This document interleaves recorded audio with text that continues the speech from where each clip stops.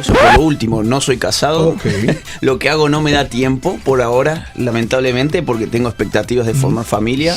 Pero imagínense que yo en el año 2019, que fue el último año en que yo vine acá, después vino la pandemia, ese año yo tomé un promedio de 4 aviones por semana. Wow. Entonces tener una familia tomando 4 aviones por semana por ahora es imposible. En algún momento bajaré el ritmo. Yo hace un mes que no estoy en mi casa, vuelvo recién el 27, 28 de marzo y bueno, digamos, ese ritmo de vida la verdad imposibilita cualquier otro tipo de actividad por ahora. Yo tengo 32 años, soy politólogo. Muchachito tú eres. Bueno, cada vez menos. Todavía eres una juventud, todavía estás en la juventud. Supe serlo. Estudié filosofía también en Europa y soy escritor. A mí me gusta calificarme como escritor. La gente a veces lo mira a uno y dice, bueno, yo también escribo cartas y le escribí un poema a mi novia. Pero bueno, yo escribo otro tipo de cosas, escribo libros y cuando los libros funcionan y a la gente le interesan, la gente paga por ellos y entonces ahí ya el ser escritor se convierte en una suerte de profesión. Yo escribía como hobby y un buen día me di cuenta de que eso era interesante para mucha gente, ¿no? Así que dentro de la ciencia política no soy un politólogo convencional. Los politólogos convencionales se dedican a armar campañas políticas, sondeos de opinión, marketing político, ese tipo de cosas. Bueno, yo he recibido muchas ofertas para eso, pero nunca he trabajado de eso porque eso tiene una dimensión ética que a mí no me gusta, que es venderte al mejor postor, ¿no? Ok. Yendo por ahí, le preguntaba a mi hija, ¿qué le pregunto a Agustín Laje? Ya mi hija te da seguimiento y la juventud de 18, 20 años y me dice, pregúntale a Agustín de qué él se sostiene, de qué vive, qué hace él para y te conecto esa pregunta con quién paga tu viaje a República Dominicana. Perfecto. Porque es interesante que la gente sepa eso. Muy bien, mira, yo me sostengo de 3 fuentes. Una son los libros, como te comentaba. Perfecto, sí. Cuando un libro vende, entonces uno tiene un ingreso. El ingreso no es bueno. Te voy a contar todo, ya que estamos. O sea, el ingreso de un libro, por ejemplo, en librerías, al autor le queda el 10%. Yo escribo también y he intentado vivir eso y créeme que no basta. No, te dan el 10%. Y cuando ya quieren. Sí. Lo que pasa es que, digamos, también tiene que ver con las dimensiones que se venden del libro. Sí. El libro Negro de la Nueva Izquierda, que fue un libro que yo escribí en el 2015 y se publicó en 2016 Márquez, con Nicolás Márquez. Bueno, ha sido impreso en todo el continente, en Estados Unidos y en Europa también. Entonces ya hay un volumen de ventas muy importante y bueno, Amazon te tiene que pagar todos los meses y demás. Esa es la primera fuente. La segunda fuente es que yo tengo un canal de YouTube que tiene prácticamente 1 millón de seguidores. Wow. Si usted no lo sigue todavía, lo invito a que lo siga. Yo te estoy siguiendo. Señores, sigan a Agustín Laje también. Y YouTube cuando no te desmonetiza, porque cuando uno habla contra el feminismo, contra la ideología de género, contra el aborto, en general te van a desmonetizar. Pero cuando tenés la suerte de que no te desmonetiza, YouTube te pasa publicidades. Y por la publicidad te paga. Entonces ahí tengo otra fuente de ingreso. Y la tercera fuente de ingreso es algo que se llama Patreon. Patreon es un sistema de micro fundraising. ¿Esto qué significa? Bueno, significa que uno pide donaciones a individuos, pero son micro donaciones. Un individuo te pone $2, otro pone 3, otro pone 5, otro pone 7. Pero cuando tenés muchos donantes, bueno, la cosa se va poniendo interesante. Hay mucha gente que cree en tu proyecto. Exacto. Y teniendo 1 millón de seguidores, supongo si cada uno te pone $1, tienes $1 millón ahí. Y yo tomé la decisión de no aceptar financiamiento ni del Estado ni de organizaciones internacionales. Atención. Repite eso. Yo cada vez que voy a un país solicito saber de dónde salen los fondos. Exacto. Entonces, si a mí me dicen, no, esto va a ser porque en el presupuesto tenemos actividades culturales y la vamos a meter ahí, no. Yo solamente recibo financiamiento privado y microfinanciamiento privado. ¿Esto qué significa? Si viene una corporación de un país y me dice, nosotros queremos donarte, vamos a suponer una cifra, no sé, astronómica, $300.000 para que vos este año te dediques a hacer esto. No, gracias. Porque cuando uno tiene un gran donante, ya no puede pensar por sí solo. Ya está comprometido el pensamiento. Exacto. Tiene que caerle bien al que pone el dinero, al hijo del que pone dinero, a la esposa esposa, el que pone dinero. Y entonces yo prefiero caer bien a la gente que espontáneamente le caigo bien y que tiene $3 para poner. Ahora, ¿quién me financia acá? Que esto sí es importante. Me financia una asociación de mujeres católicas pro vida. ¿Sí? Son un grupo de mujeres que se han movido para pagar mi hotel, mi pasaje y los honorarios que yo en las giras también tengo. Entonces ese también es una fuente de ingreso. Excelente. Tú hablas bastante del tema de ideología de género, hablas del tema homosexualidad, hablas del tema aborto. Quiero empezar con la pregunta: ¿qué es ideología de género? ¿Dónde nace? ¿Cómo opera? ¿Quién la sustenta? ¿Quién la financia? ¿De qué manera se presenta? ¿Y cuáles son los peligros que ofrece para nuestro país? Son muchas preguntas que ameritan en verdad casi una conferencia, pero voy a hacerlo muy rápido. Por eso te lo hago en estilo ametrallador. Bien, lo hago súper sintético. A ver, la ideología de género, primero que nada, no es algo nuevo. Es fruto del pensamiento posmoderno que arranca más o menos a la mitad del siglo XX. No importan ahora los autores porque no hay tiempo para eso. ¿Qué dice la ideología de género? La ideología de género, para ponerlo muy simplemente, te dice que la sexualidad humana y la identidad de nuestra sexualidad no está determinada en nuestra biología. Nosotros podemos tener una biología u otra, pero eso no tiene ninguna correspondencia con nuestros roles sociales, no tiene ninguna correspondencia real con lo que nosotros somos, no tiene ninguna correspondencia real con nuestra autopercepción. Lo que realmente uno puede hacer cuando se da cuenta de que la biología es una especie de tiranía, porque nos han dicho de que si uno tiene cierto genital. Yo nací varón y yo no tengo que ser varón porque yo nací varón. Eso mismo es. Yo nací varón, pero el hecho de que yo tenga cierta genitalidad o ciertas hormonas no tiene nada que ver con cómo yo me sienta. Es como yo me sienta. Perfecto. Eso es la ideología de género. Es pensar de que la mente de uno basta para generar la propia realidad. Esto es un absurdo. Desde cualquier punto de vista esto es un absurdo porque hay determinaciones biológicas que no son subvertibles por la mente. ¿Y eso en qué conecta con la política? Porque tú eres politólogo. ¿Cómo? Bueno, esto conecta en muchos sentidos. A ver, se han utilizado los temas de género para impulsar distintos tipos de agendas políticas generalmente vinculadas con el progresismo y con las nuevas izquierdas, que ya no tenían demasiada fuerza para seguir hablando de la guerra entre los pobres y los ricos, entre los marginados y los poderosos, entre las élites y el pueblo. Se les acabó ese cassette que usaron durante muchas décadas y ahora lo renovaron. Entonces cambiaron. ¿Cree que es una evolución del marxismo o una degradación del marxismo? Es una degradación. Perfecto. Porque el marxismo, yo no soy marxista, pero era un sistema filosófico potente. Y era potente y tenía intelectuales muy potentes. En cambio esto ya es una paparruchada, digamos. ¿Quién financia este movimiento y a qué fines? ¿Por qué ellos lo hacen? Bueno, financia este movimiento mucha gente y muchas corporaciones. Por ejemplo, lo financia Planned Parenthood. Planned Parenthood es una red de clínicas abortistas. La IPPF. IPPF, exacto. La sigla significa International Planned Parenthood Federation, o sea, Federación Internacional de Planificación Familiar. Es una ONG que nace en 1952 y que al día de hoy tiene más de 46.000 establecimientos abortivos.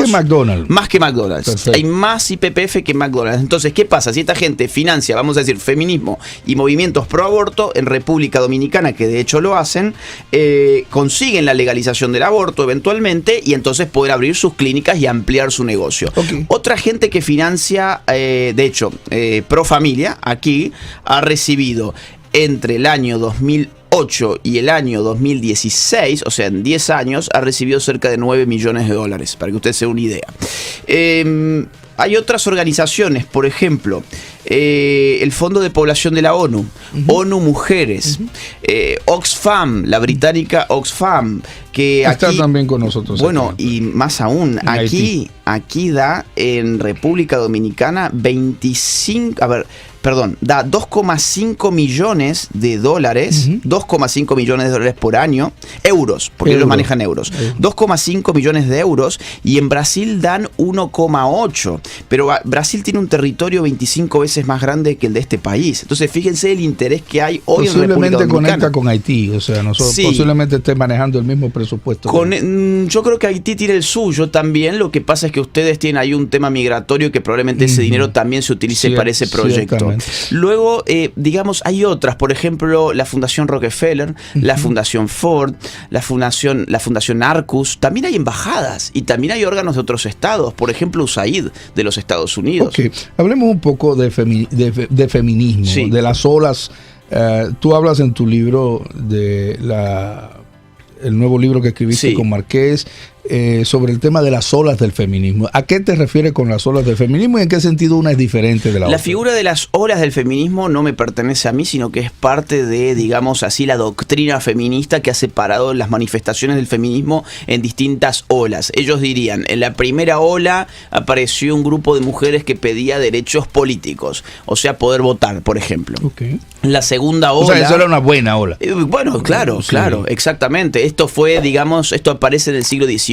¿no? Sí. Estados Unidos, Francia, Inglaterra. La segunda ola ya se vuelve marxista y ya empieza a tratar de meter a la mujer dentro de la causa comunista. Ahí están autores, bueno, Federico Engels, Alejandra Kollontai y otros más. Y la tercera ola del feminismo ya aparece con, digamos, el siglo XX, en la segunda mitad del siglo XX, y esa ola es lo que hoy llamamos ideología de género, básicamente, resumiéndolo muchísimo. ¿Por qué? Porque ahí esa ola se va a agarrar de una declaración de una filósofa feminista llamada Simone de Beauvoir. Ella decía que no se nace mujer, sino que una llega a serlo. O sea, no importa la naturaleza de la mujer, lo que importa y determina a la mujer es cómo la están haciendo ser mujer. ¿Quién la hace ser mujer a la mujer? Pues un sistema abstracto llamado el patriarcado. O sea, todo lo que hoy escuchamos como relato de género viene de ahí. Una sustitución de burguesía, proletariado, por ahora patriarcado. Así es, así es. El hecho de la sumisión de la mujer. El hombre es el burgués ahora y la mujer es el proletario. De hecho, esa fue una de las frases célebres de un librito de Federico Engels, que fue el socio intelectual y el financista de Marx. Fue un libro del año 1884 titulado El origen de la familia, el Estado y la propiedad privada, donde él dice exactamente eso. Él dice, en la familia el hombre es el burgués y la mujer es el proletariado, con lo cual hay una especie de lucha de sexos que es equivalente a la lucha de clases. Bueno, es lo que vivimos hoy, ¿no? O sea, las ideas tienen consecuencias y cuando las ideas además se financian muy bien y se les da muy buen lobby político, tienen más consecuencias todavía. Ok, hablemos un poco del lenguaje, de cómo el lenguaje nuevo que está usando esta nueva izquierda, la que habla, va cambiando el pensamiento de las personas. ¿Qué piensas sobre eso? Bueno, pienso que no puedo pensar sin lenguaje.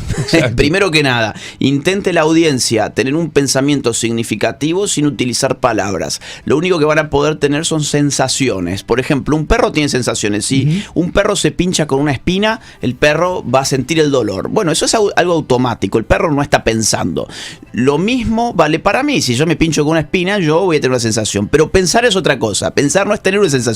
Es elaborar enunciados lógicos. Ahora, para yo elaborar un enunciado necesito palabras que estén dentro de ese enunciado. ¿Cuáles son esas palabras que están usando? Cualquier. Ahora lo que estoy hablando. Lo que yo estoy hablando es lo que yo estoy pensando en este momento. Ahora bien, si usted no puede pensar sin palabras, significa que la materia prima del pensamiento son las palabras. Si yo modifico sus palabras, yo estoy modificando la materia prima de su pensamiento. Por lo tanto, yo puedo modificar su pensamiento modificando las palabras que usted usa. Le voy a poner un ejemplo. Sí, vamos a adaptar ese ejemplo a lo que estamos viviendo con ideología de género. Sí. ¿Cuáles tú crees que son los cambios sustanciales de ese lenguaje? Sí. Okay. Por ejemplo, cambio de sexo. Okay. Eso es es un nuevo término que todo el mundo lo utiliza. Entonces la gente se pregunta, ¿y fulanito de la farándula se va a cambiar el sexo al final o no se va a cambiar el sexo? ¿Se puede cambiar el sexo? Y ahí está el punto, no se puede cambiar el sexo. Okay. ¿Por qué? Porque el sexo no se reduce a una cirugía genital. El sexo no se deposita en los genitales. El sexo está en todo nuestro cuerpo. ¿Le cambian el sexo? ¿Le quitan los testículos? Es que no se le puede quitar el sexo. Le quitan los testículos, pero el sexo no se cambia. Ese es el punto. ¿Sigue el cerebro funcionando igual?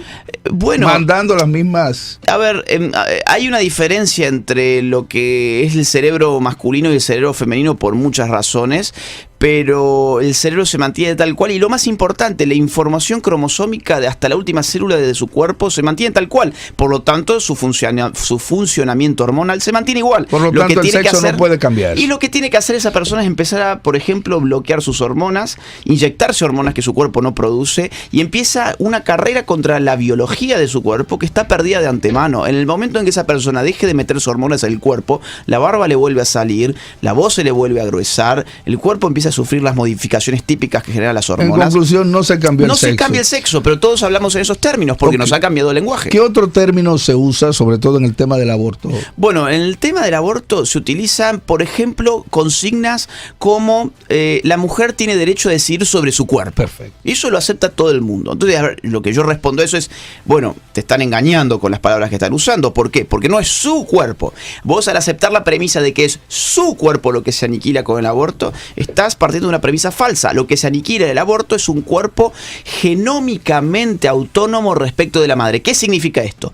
Que el cuerpo del niño que es aniquilado en un aborto tiene una individualidad genética que lo hace ser, además de parte de nuestra especie, lo hace ser distinto de la madre y del padre. De hecho, tan distinto es el niño que se puede aniquilar que, digamos, puede tener otro sexo, puede tener otro factor sanguíneo, tiene otro ritmo cardíaco, es otro individuo totalmente distinto que por un periodo de tiempo determinado, suele ser 9 meses, se aloja allí para desarrollarse, pero eso no lo hace ser parte del cuerpo. ¿Es una madre, una mujer que no tiene un niño que ha nacido? Mientras el niño está en el vientre, es una madre. ¿Cómo tú defines eso? Bueno, fíjese que ese también es uno de los grandes engaños de nuestro tiempo. Ajá. Es la consigna que dice, vos no sos nadie para decir si esa mujer tiene o no tiene que ser mamá. Vos no tenés el derecho de imponerle a esa madre ser mamá. Ahora, muy bien, yo estoy de acuerdo. El problema es que una mujer embarazada ya es mamá. Ah, ya es madre. Ya es madre una mujer embarazada. ¿Por qué? Porque la noción de hijo determina la noción de madre. Cuando hay un hijo, hay una madre. Yo no conozco ningún hijo que no tenga madre. Entonces la decisión es si es madre de un hijo vivo o de un hijo muerto. Exactamente. Lo que la madre puede decidir con el aborto no es si va a ser mamá o no va a ser mamá. Lo que va a decidir es si sigue siendo madre de un niño vivo o si va a ser madre de un niño muerto, nada más. Excelente. ¿Qué otro, cuál es el lenguaje que usa esta nueva ideología para hablar de un aborto? O sea, ellos le llaman crimen, asesinato, ¿cómo le llaman? Ellos cada vez están modificando más los términos, pero lo habitual es hablar de interrupción del embarazo. Entonces se interrumpe el embarazo realmente. A mí no me gusta ese término porque yo entiendo que nosotros tenemos la noción de que una interrupción es algo que después se reanuda. Por ejemplo, tengo ganas de ir al baño, interrumpo la entrevista, voy al baño y vuelvo en un minuto. Ahora, sí, si cae, digamos, si hay un terremoto y se corta la luz, bueno, digamos, la entrevista no se interrumpió, se terminó. ¿Por qué? Porque no la reanudamos. Ahora, después de un aborto no se reanuda la vida. Entonces, ¿qué es el aborto? Bueno, yo creo que es una terminación, pero no cualquier terminación, porque una terminación también puede ser aquella que concluye en un parto. Se terminó el embarazo porque nació el niño. Cierto. Ahora, aquí se terminó el embarazo porque matamos al niño. ¿Cómo se llama la terminación violenta de la vida? Asesinato. Yo creo que un aborto es en efecto el asesinato de un ser humano en gestación. Ok, César Vidal, tú lo conoces, sí. Dice que aproximadamente 1.400 millones de niños han sido abortados en el mundo. Estamos hablando de una población más grande que la China. Sí. Veámoslo de esa perspectiva. ¿Tú crees que el aborto es o podría ser un tema de la protección de la salud de la mujer, de su salud emocional, de su salud física, o hay detrás del aborto algo más allá que las personas comunes no entienden o no pueden ver? A ver, yo entiendo por salud una situación en virtud de la cual uno protege su cuerpo y protege su integridad, no la aniquila. Cuando a mí me dicen que el aborto es una política de salud, yo me pregunto, ¿qué política de salud implica que dos personas vayan a un hospital y que de ese hospital salga uno vivo y otro muerto? Eso yo no les llamaría política de salud. Yo creo más bien que con los datos que usted me acaba de dar de César Vidal, el aborto es más bien un genocidio. Es el genocidio de los seres humanos por nacer, que está establecido además de por razones económicas, también por razones de control demográfico. Ok, ¿cuál es la ruta que lleva esta ideología para entrar en un país y establecer el aborto? Ya hablemos de aborto. ¿Cuál es la ruta que lleva? ¿Cómo empieza ese proceso? Mira, hay 3 o 4 pasos fundamentales, ¿no? El primer paso es ir por las 3 causales. Las 3 causales que se suelen plantear son riesgo de salud de la mujer, riesgo de vida de la mujer, sí, riesgo de vida. La vida de la mujer. Exacto. La segunda causal es violación y la tercera son las malformaciones genéticas.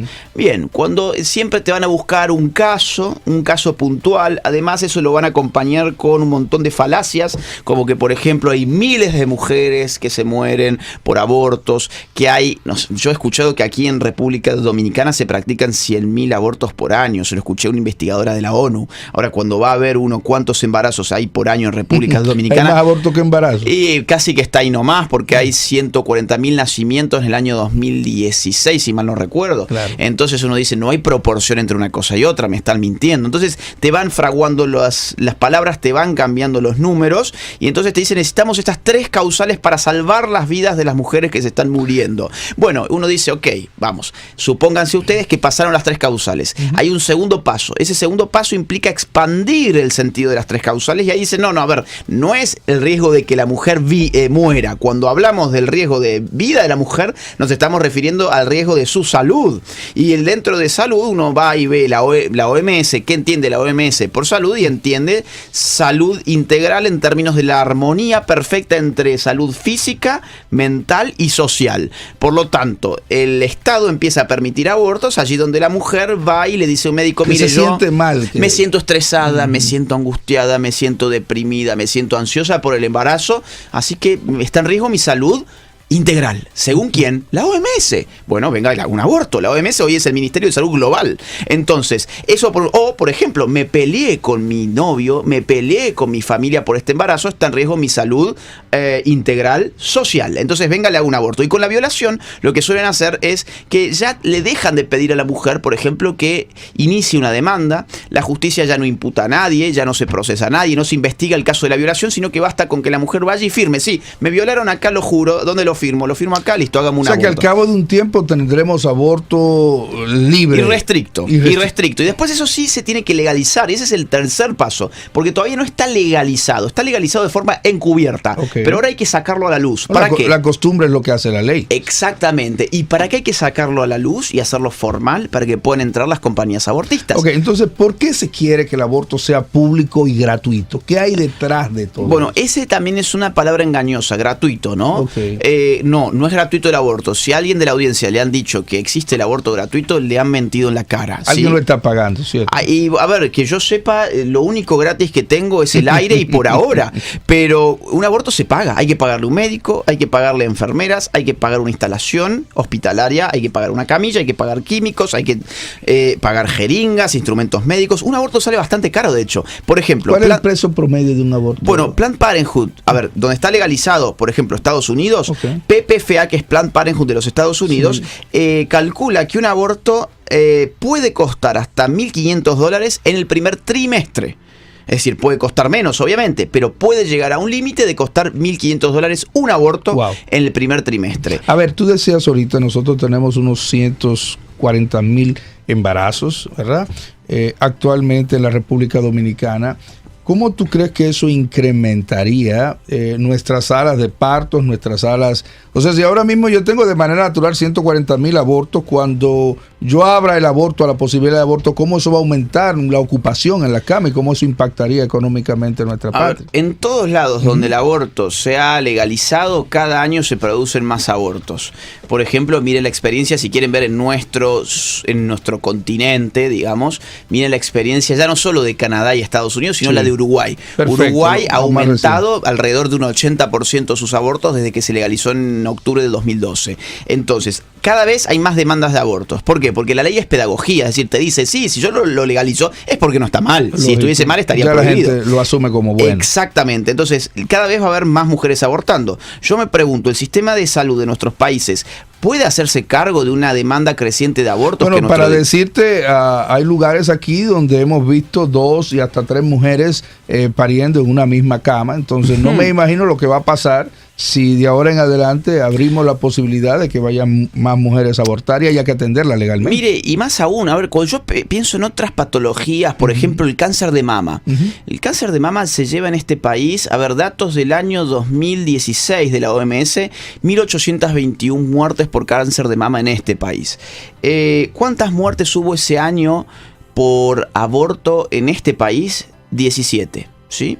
Bueno, yo pondría mis esfuerzos quizás en el cáncer de mama. Debe ser un poquito más. Se supone que no hay registros suficientes para tú. Tengo mis dudas de eso. Tengo mis dudas. ¿Por qué? Porque, digamos, este número 17 involucra 8 tipos de abortos, dentro de los cuales no está discriminado cuál corresponde a cada uno. Abortos, según la OMS, hay 8 tipos. Ahora, aborto inducido es uno de 8. O sea, yo digo 17, pero en verdad pueden ser menos. Ahora, los registros. Bueno, yo supongo que cuando una mujer muere en una situación extraña, por ejemplo, desangrada, por ejemplo, y yo supongo que ahí hay un forense que está viendo y registra, hasta donde yo entiendo, por lo menos en Argentina se hace así, y en todos los países que yo conozco, si una mujer muere en una situación extraña, es joven, no tenía patologías previas, hay una investigación y se determina la causa de la muerte. Obviamente, puede haber algún caso, pero no podemos pasar, digamos, de 17 a decir hay miles de mujeres que se mueren en República Dominicana. No, pero es un poco más. Pero no sí, y digamos, a ver, el 70% de los casos de cáncer de mama se atiende lamentablemente muy tarde ya. Se detecta muy tarde. Entonces el sistema de salud no está funcionando bien para la mujer. Pero nos quieren hacer creer que el sistema de salud no funciona bien para la mujer porque no les da abortos. Ok, una preguntita. ¿Quiénes inducen más esta ideología? ¿Los pobres o los ricos? ¿Quiénes abortan más, los pobres o los ricos? Dale. Mire, a ver, acá ya sí habría que hacer una investigación sociológica. Yo no conozco investigación al respecto de este país, pero donde sí conozco, en distintos países, entre ellos el mío, generalmente la proporción es inversamente al revés de lo que se piensa, y los pobres son mucho más pro vida que los ricos. En Argentina, por ejemplo, el 75% de la clase más baja es pro vida, y al revés, el 75% de la clase más alta, más rica, es pro muerte. Con lo cual, en general, el aborto ha sido una demanda de los ricos. Incluso si lo vemos geográficamente, el aborto ha sido siempre una petición de países ricos para que los países pobres legalicen el aborto, porque los pobres nos reproducimos más que los ricos y eso molesta a muchos ricos en el mundo. ¿Usted cree que en algún sentido hay detrás de eso un interés del totalitarismo? Sin lugar a dudas, significa gestionar la cantidad de personas que tienen derecho a estar en esta tierra. Hay gente que realmente, a ver, por ejemplo, en el año 74, en el año 94, la ONU fue llevando adelante conferencias de población donde les decía a los pueblos, oigan, sus mujeres se están reproduciendo demasiado, hagan algo por favor para parar la reproducción de sus mujeres. En el 94 llegaron a pedir, en el Cairo, llegaron a pedir a todos los miembros de la ONU que legalizaran para el año 2015 todos los servicios de salud sexual y reproductiva, incluyendo la interrupción del embarazo, o sea, el aborto. Acá efectivamente hay un totalitarismo que ya no tiene que ver, por ejemplo, con censurar o meterte preso, sino que tiene que ver con decirte cuántos hijos podés tener y cuántos no. De una forma obviamente muy solapada, muy indirecta y en el nombre de muy buenas causas como los derechos de la mujer, proteger a la mujer y ese tipo de cosas que en verdad las están usando. Háblame de la iglesia, ya estamos casi cerrando. Sí. ¿Crees tú que la iglesia está haciendo una contribución fuerte para la detención de esto? ¿Vamos en la vía correcta? Muchos piensan que la iglesia no debe involucrarse en nada que tenga que ver con la política ni en lo político y reducen la actividad política a la oración y al púlpito, y solo en estos momentos sale la iglesia a hablar de política, pero los demás espacios políticos los dejamos vacíos. A ver, esto es una gran falacia, porque el Estado laico es otra cosa. Estado laico significa un Estado que no adopta para sí ninguna religión particular, no persigue a ninguna religión y le da libertad religiosa a sus habitantes. Eso es un Estado laico. Ahora bien, que haya gente que me diga que un pastor o que un sacerdote no puede opinar de un tema político, cuando un sacerdote o un pastor, además de sacerdote y pastor, es un ciudadano que tiene derechos políticos, significa generar ciudadanía de segunda categoría. Significa decirle, bueno, no, a ver, usted cree en Dios y usted además tiene una función religiosa. No, bueno, ¿sabe qué? Usted no tiene derechos políticos, usted no puede expresar lo que piensa, usted no puede comunicar lo que piensa, entonces no, quédese callado. Eso es una falacia, eso no es Estado laico, eso es Estado autoritario. ¿Sabes que este es uno de los pocos países que tiene una iglesia dentro del Palacio Nacional? No lo sabía. No país, nosotros tenemos una capilla católica dentro del Palacio Nacional, además de que nuestro escudo empieza diciendo Dios. Sí. O sea, la corona de nuestro escudo, en nuestro escudo tiene la Biblia abierta en el centro, en un verso de Juan 8:32, que dice, conoceréis la verdad y la verdad os hará libre. ¿Tú crees que eso se podría considerar de todo un Estado laico? Yo creo que sí. Yo creo que sí se puede porque, digamos, hay una mayoría abrumadora cristiana en este país. No recuerdo bien las cifras, pero tengo entendido que la comunidad evangélica es alrededor del 20%. El 26%. 26%. Sí. La católica, si mal no recuerdo, estaba alrededor del 54% más o menos. Casi el 60%. Casi Entre el todos 60%. Estamos hablando de más del 85%. Estamos hablando más del 85%. Y ahí aparece el problema de la democracia, ¿no? ¿Qué es la democracia? Bueno, la democracia es el gobierno de las mayorías. Muy Perfecto. Bien. ¿Y el Estado laico qué es? Bueno, el Estado laico es un Estado que le permita a las religiones existir. Acá hay judíos, por ejemplo, musulmanes, ateos, agnósticos, o van presos por ser judíos. Hay escuelas judías, hay escuelas ateas, hay escuelas... Bueno, eso para mí es un Estado laico. ¿Qué no sería un Estado laico? Un Estado que dijera, miren, esta es la religión oficial del Estado y por lo tanto ustedes tienen que asumirla como propia. Otra cosa es que el Estado diga, bueno, este Estado se fundó bajo estos principios, los reconocemos históricamente, incluso están en nuestras insignias nacionales y por lo tanto estamos orientados por esto. Ahora, si usted es político ateo y gana la elección popular, pues viene acá y se sienta, como de hecho ocurre. Aquí hay diputados que son ateos, por ejemplo. Ciertamente. Bueno, vamos cerrando la entrevista. Quería saber si podrías aconsejarle a la iglesia algo para prevenir lo que está pasando en relación a su intervención política. O sea, ¿cómo logramos espacio allí para detener un poquito la ola? Porque no solo desde los púlpitos podremos hacerlo. No, las iglesias se excluyeron de la política y de la vida ciudadana, creyéndose en muchos casos esta falacia de que ellos, como eran iglesias, no tenían derechos políticos. Esto es totalmente falso. Además, en esa exclusión las iglesias entendieron que la política era algo de gente sucia y pecaminosa. Y eso es un problema porque también es falso. ¿Por qué? Porque si es algo sucio y de personas pecaminosas, será en todo caso porque las personas buenas se autoexcluyeron de la política. Entonces, si yo me excluyo de la política y después quejarme de la política y digamos que no tiene mucha coherencia. Ahora, afortunadamente, las iglesias se están dando cuenta que ellas tienen un rol activo en la vida social, en la vida cívica y en la vida política. Y yo animo, como sugerencia, a que los pastores, los curas, los líderes religiosos, no solamente cristianos, también judíos, musulmanes, mormones, aprovechen la comunicación que tienen con los fieles para contarles lo que está pasando, instruirlos en lo que está pasando y animarlos a resistir. Vienen 4 años muy difíciles para esta nación. Estados Unidos ha, digamos, penetrado mucho ideológicamente este país en la era Obama. Durante la era de Donald Trump esto, por suerte, cesó bastante, sí. Pero ahora estamos en la era Biden, ¿sí? Y la era Biden va a ser peor que la era Obama. Así que hay que armar nuestros anticuerpos culturales para defender las convicciones patrias, para defender la libertad, para defender la vida y la familia. Y en eso la iglesia va a ser un pilar fundamental y no hay que tener miedo de decirlo. Todos somos ciudadanos iguales ante la ley, se supone. A mí tener una fe o ir a una misa o ir a una homilía o ir a una prédica no me hace ser un ciudadano de segunda categoría. Entonces, quien me da la prédica, la misa o la homilía, pues entonces